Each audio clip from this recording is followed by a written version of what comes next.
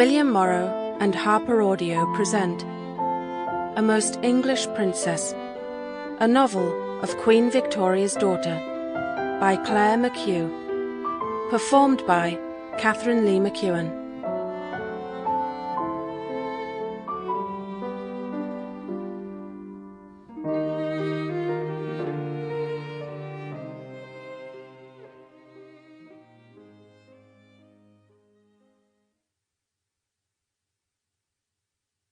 May your life, which is begun beautifully, expand still further to the good of others and the contentment of your own mind.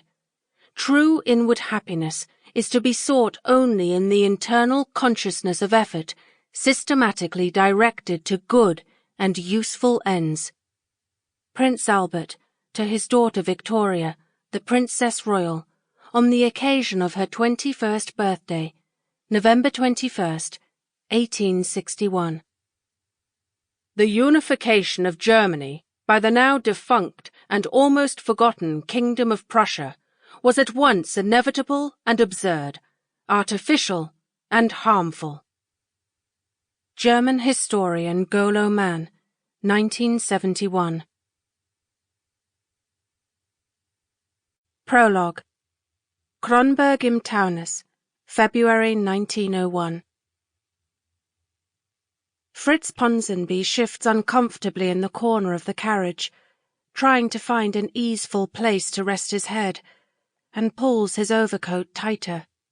Even with the luxuries provided the royal party, a large private yacht for the Channel crossing, and plush sleeping compartments on the train to Frankfurt, the trip overnight from London has been taxing, and he feels queasy, and his temples throb. Private secretary to the new king, he'll have a full day's work to do when they arrive.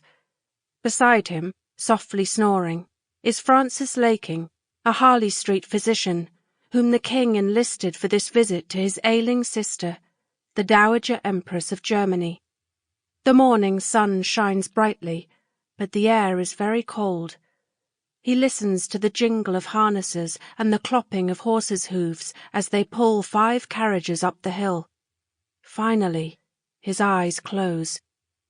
A sharp turn to the left, and Ponsonby is jostled awake, Laking too. The carriage judders to a stop at a high iron gate, and soldiers approach on both sides, peering in the windows.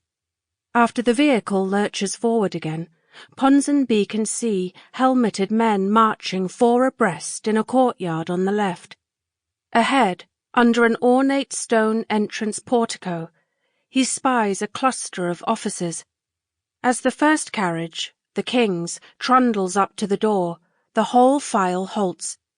Ponsonby cranes his neck and watches 2 footmen dart forward to help out the honoured guest. A small band somewhere out of sight strikes up a hearty, unrecognisable papa tune. "No, God save the king?" asks Laking. "Not Wilhelm's style," Ponsonby answers. "Only he is lord and master in Germany." A stocky figure Ponsonby recognises instantly as the German Kaiser steps forward to embrace his uncle. In brown tweeds and soft Homburg hat, the English king looks strangely incongruous, mousy, a mere civilian surrounded by military brass. "We have come to an armed camp," the doctor observes. "Apparently so," Ponsonby replies. The king plans to stay at Schloss Friedrichshof, his sister's castle near the village of Kronberg, for only 6 days. He won't absent himself from England any longer during these, the first weeks of his reign, when so many in London watch to see how he will be different from his mother, Queen Victoria, who occupied the throne for 63 years. Ponsonby can't suppress a smile as he's escorted across the baronial, wood-beamed entrance hall and up a set of wide red-carpeted stairs. What a contrast this royal residence is with the king's own home in Norfolk, poky, stuffy Sandringham, reminiscent of an undistinguished Scottish golf hotel. Sample complete. Ready to continue?